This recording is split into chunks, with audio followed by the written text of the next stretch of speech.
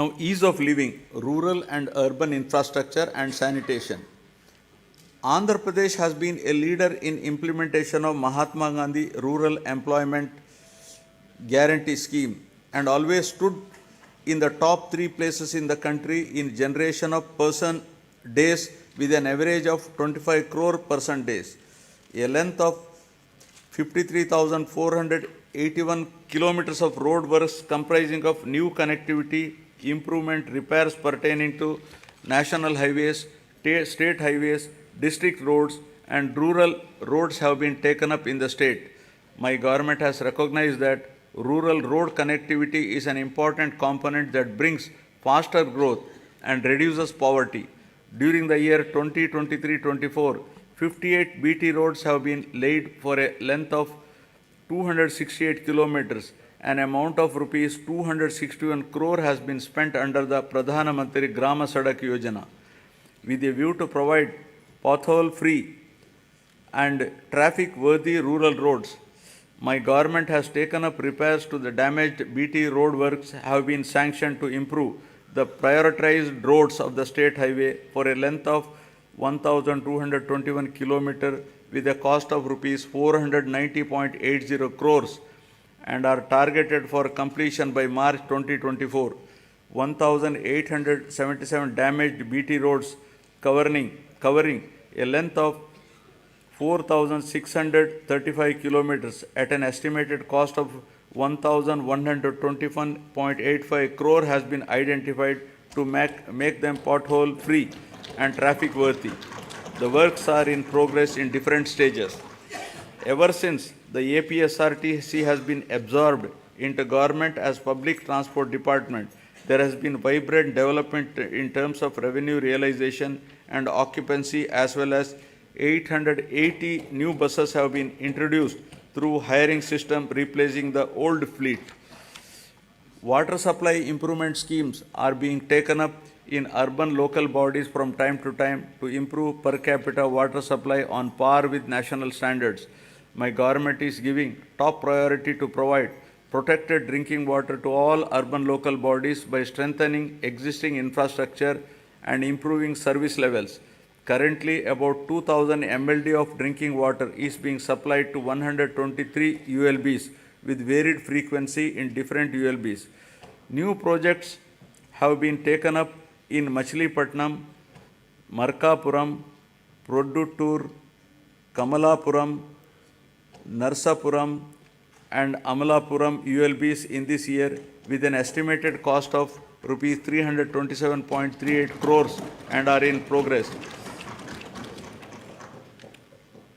My government has taken up Jagananna townships to promote planned and integrated development of various towns by providing basic infrastructure facilities and to address the aspirations of middle income group for quality housing and allied infrastructure by ensuring availability of clear title residential plots at affordable prices.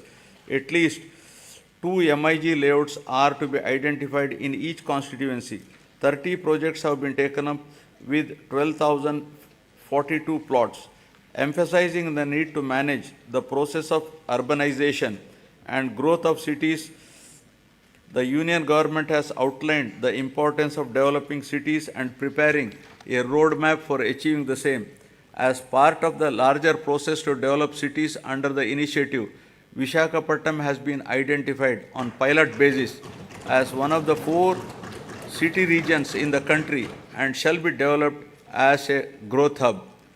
The Swachh Sankalpam, Clean Andhra Pradesh, intended to achieve litter-free, garbage-free, visually clean villages and to promote sustainable sanitation practices in rural Andhra Pradesh is being given priority. Efforts are to ensure 100% ODF sustenance in the villages. My government is committed to complete the Polavaram project, giving highest priority and regarding the project as lifeline of Andhra Pradesh. All measures are being taken to complete the RR work simultaneously by rehabilitating PDF families emphatically. So far, 74.01% of overall work component and 22.42% of LA and RR works are completed. Sangam Barrage and Nellore Barrage across Penna River in SPSR Nellore district were completed and inaugurated by the Chief Minister to stabilize Ayakat and Pennar Delta system, Kavali Canal and Kanupur Canal. My government has addressed the leakage issue of Brahmam Sagar project through plastic diaphragm wall technology, strengthened the Telugu Ganga project canal with lining works at a cost of rupees 600 crores to discharge water to all the projects in a short span of time, including Brahmam Sagar, and filled it to its full capacity of 17 TMC. My government has completed land acquisition and RR for Chitravati project at the cost of 280 crores and filled water to its capacity of 10 TMC. My government spent rupees 925 crores for rehabilitating displaced families of Gandikota project and filled it with a full capacity of 27 TMCs. Second tunnel of Oak has been completed, thereby enhancing capacity of SRBC to 20,000 cusecs. Work on third tunnel is in brisk progress. My government succeeded in providing water to 77 minor irrigation tanks in Kurnool and Nandyal districts to irrigate over 10,000 acres through HNSS pump house project at Lakkasagaram with an expenditure of rupees 253 crores. My government has completed the works of first tunnel as part of Veligonda project, bringing much needed relief to drought-prone areas of Aswile, Prakasham, Nellore and Kadapa districts. I am happy to inform that second tunnel is also through just few days ago and will be dedicated to the people shortly. Thereby, Nallamala Sagar will be able to store water with Kharif rains by September 2024. Focusing on the provision of water to Kuppam constituency, the Kuppam branch canal works have been completed. The water in Pulichintala Chintila project has been stored to its full capacity of 45 TMCs by resolving the issue of R&R and paying an amount of rupees 142 crores to the affected families.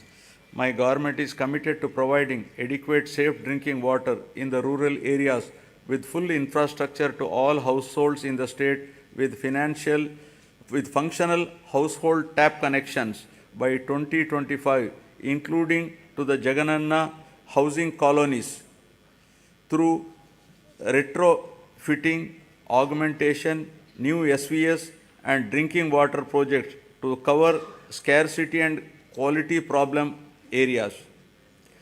60.55 lakh, that is 63% of the households in the state have been provided with FHTCS, incurring an expenditure of rupees 1,561.30 crores under Jal Jeevan Mission till the end of 2023. To cover stressed and quality affected habitations, my government has sanctioned 9 drinking water projects with an amount of rupees 10,137 crores in 9 districts of Srikakulam, YSR Kadapa, Kurnool, East Godavari, West Godavari, Prakasham, Guntur, Krishna and Chittor.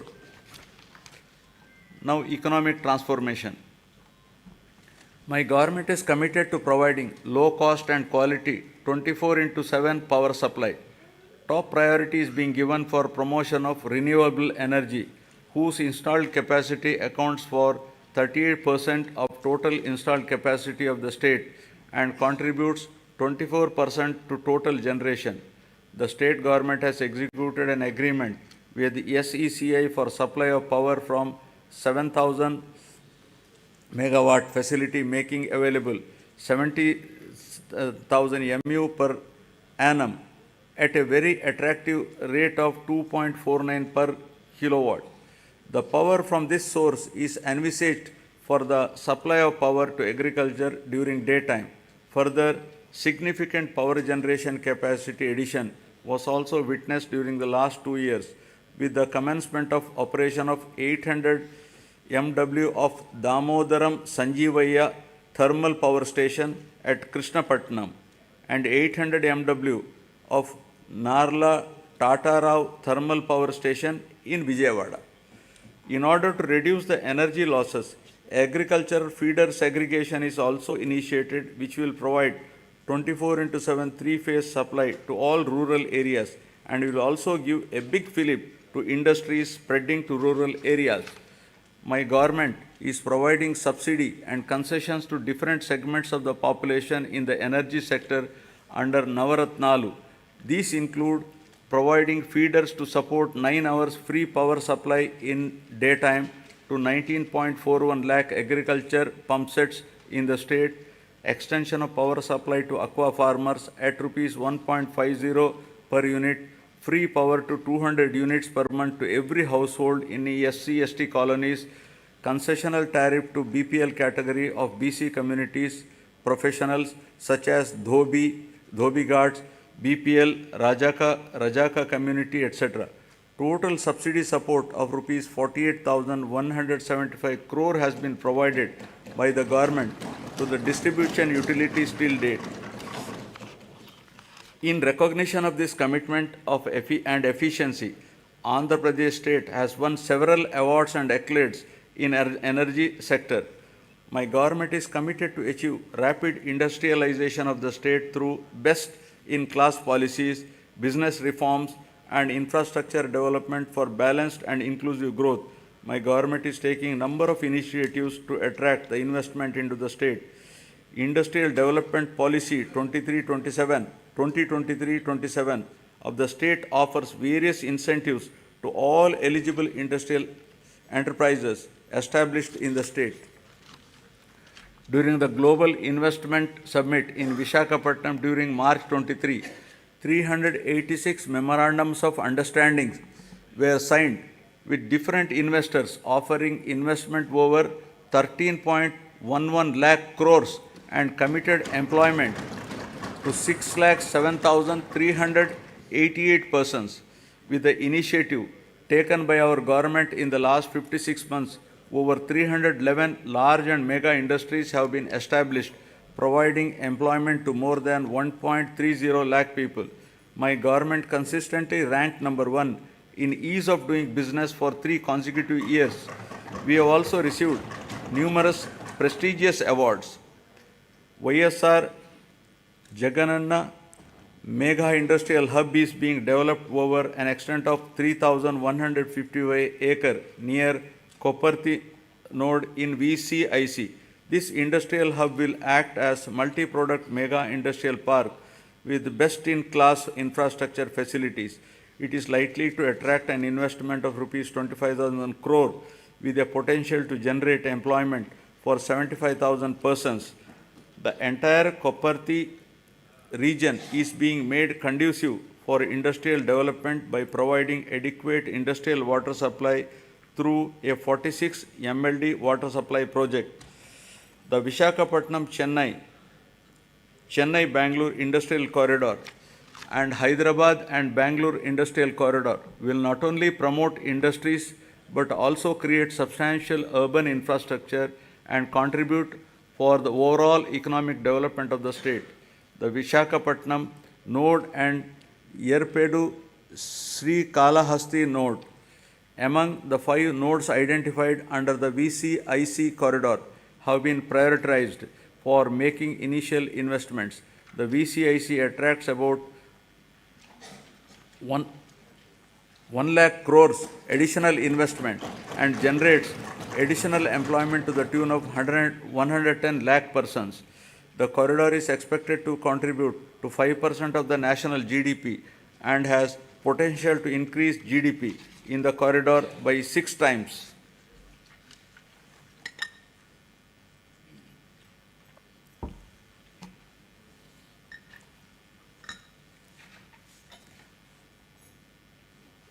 Now about the coast-led growth, ports and airports.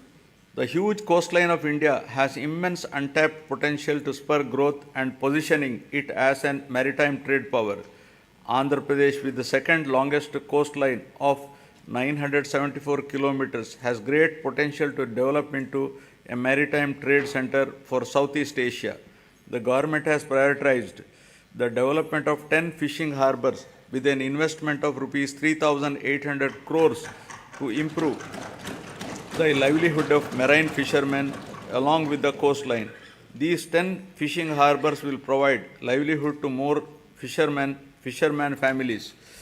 In order to give boost to the port-led development, we are developing 4 new ports at Ramayapatnam, Moolapet, Machilipatnam and Kakinada Gateway with an investment of rupees 16,000 crores to increase the cargo handling capacity to 100 million tons, creating jobs for 75,000 people. Construction of 10 fishing harbors and 6 fish landing centers with a world-class infrastructure is under brisk progress to benefit fishermen. Andhra Pradesh Maritime Board has been recognized as Maritime Board of the Year by the World Logistics and Supply Chain Congress. My government is expanding the construction of Bhogapuram International Greenfield Airport in Vizianagaram district. The construction work has started at Bhogapuram on 3rd May and the airport will be ready for commissioning in 30 months' time. We have also expanded airports in Gannavaram, Vishakhapatnam, Rajamundry, Tirupati, Kurnool and Kadapa.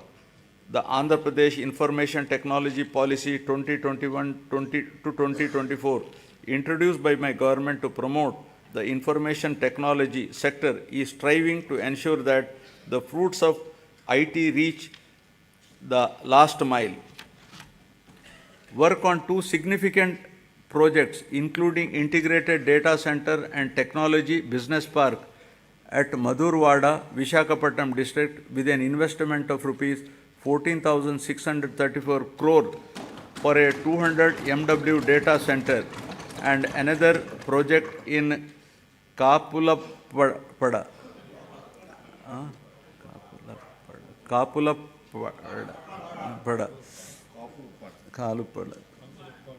Bhimunipatnam, Vishakhapatnam district, involving an investment of rupees 7,220 crore for a 100 MW data center has started.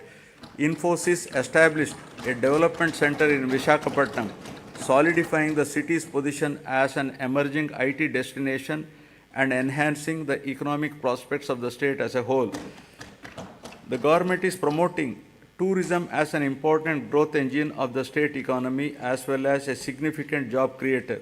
I am happy to share with you that my government has undertaken a number of initiatives, including the Andhra Pradesh Tourism Policy 2020 to 2025, which has been rated among the best in the country for the growth and development of the tourism sector in the state. The state focuses on attracting international tourists by offering state-of-the-art facilities as a preferred destination. Andhra Pradesh has been recognized by the Ministry of Tourism, Government of India, as the 3rd most popular tourism destination in the country.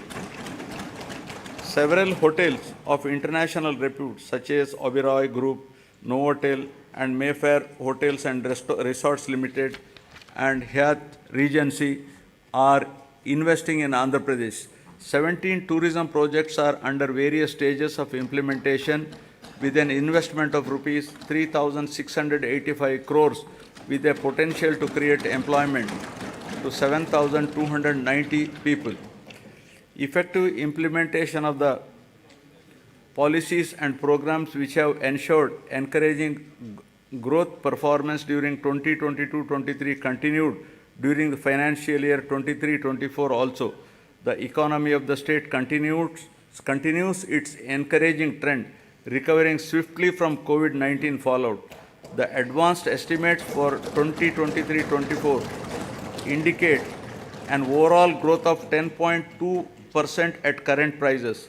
All the 3 sectors of the economy, that is agriculture and allied, industries and services, depict significant growth performance. The industry and services sectors have helped the economy to register higher overall growth. The per capita income of Andhra Pradesh at current prices has moved up from 2,19,519 in 2022-23 to 2,42,479 in 2023-24, demonstrating an impressive growth rate of 10.43%. Governance at the people's doorsteps. My government is committed in decentralization in letter and spirit, which demonstrated at various levels of governance. 13 new districts have been carved out, and this has brought the administration closer to the citizens. Urban and rural administration is closer to the people than ever before, with establishment of 15,004 village and ward secretariats. In all, 1.35 lakh employees have been recruited and placed in each secretariat, catering to the needs of every 2,000 citizens.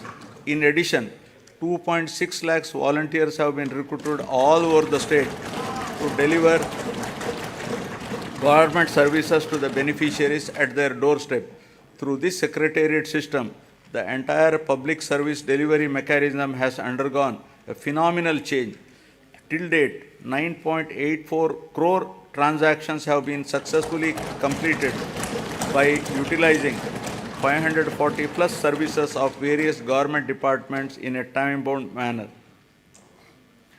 Jagananna Suraksha, an innovative program, was conducted successfully in which the government distributed around 1 crore certificates including caste, income, marriage, pension cards, Arogyasri cards and death certificates at the people's doorstep.